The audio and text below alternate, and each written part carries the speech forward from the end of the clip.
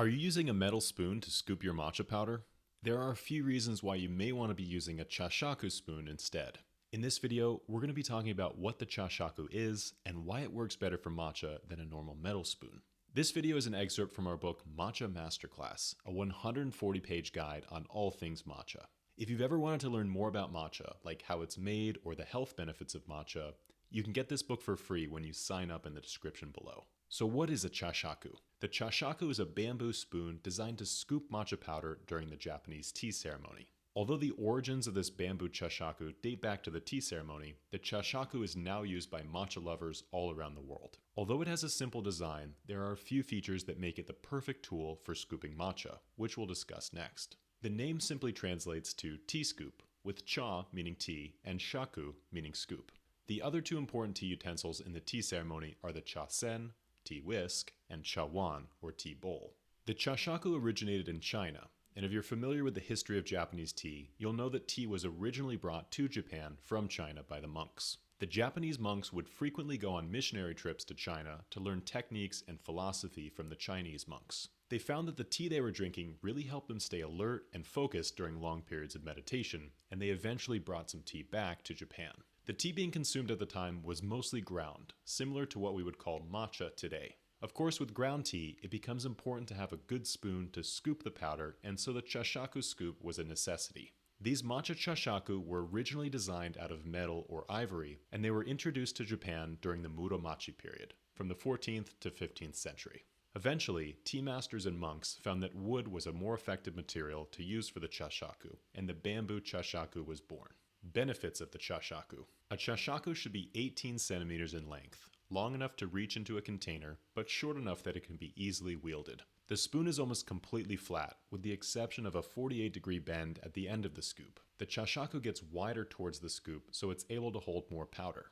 This more vertical design makes it easier to scoop matcha powder out of the more cylindrical containers. During the tea ceremony, the tea is brought out inside a natsume or tea caddy. This tea caddy is a deeper container, and it would be much harder to scoop out with a typical metal spoon. The tea ceremony is all about refined movements, so these subtle nuances actually make a big difference. When you prepare matcha tea at home, you'll most likely be scooping the powder out of a matcha tin. Here you have the same problem, as the matcha tin is a deeper, cylindrical container. You need something that can easily dip in and out, like the Chashaku.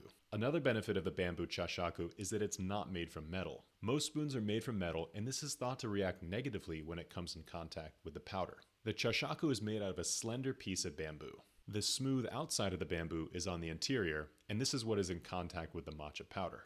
On the exterior, you have the rougher inside of the bamboo with the grains of wood to prove it.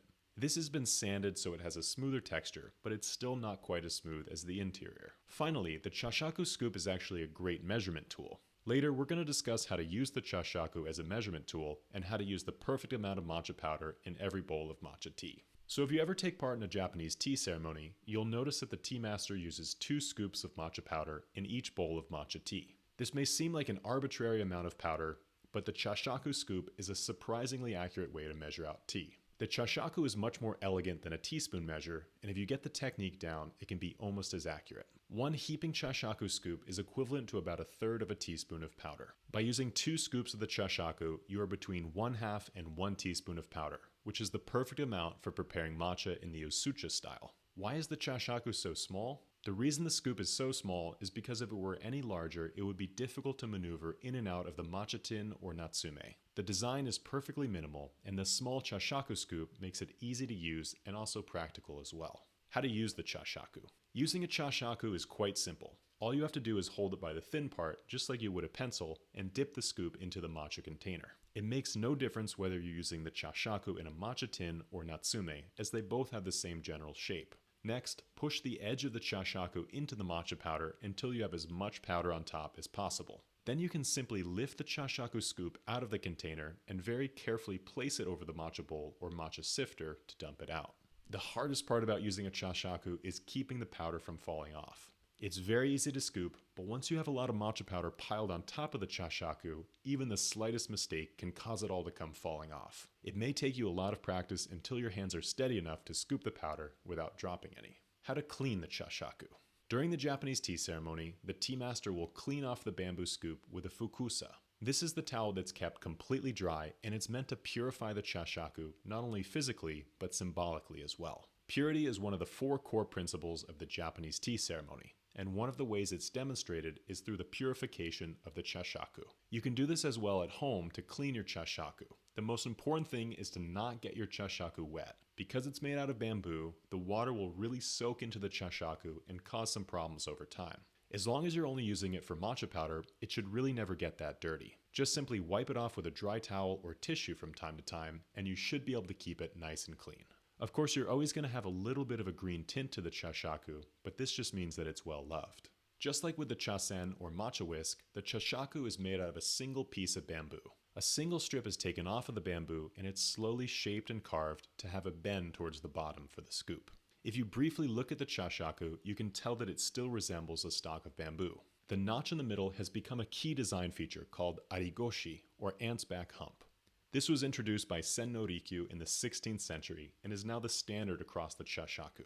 Many Japanese tea masters choose to carve their own chashaku to bring them a deeper level of connection to their teaware. The face of the chashaku is smooth and sleek, whereas the back of the chashaku is slightly more rough, like partially finished wood. The chashaku has an aroma of young bamboo, which can enhance the matcha making experience. You can get a free chashaku with your matcha set when you order from neoteas.com. We offer a customizable matcha set where you can choose from many different styles of matcha bowl and choose your favorite ceremonial matcha powder. After traveling around Japan for the past few years, we've met with dozens of farmers and sampled hundreds of different types of matcha. We've ultimately selected a small handful of our favorites, and we're so happy to share them with all of you, with free shipping options worldwide. In the next episode, we're going to show you all about how to make matcha, but if you don't want to wait that long, you can get the full book for free when you sign up using the description below. Until then, we'll see you next time.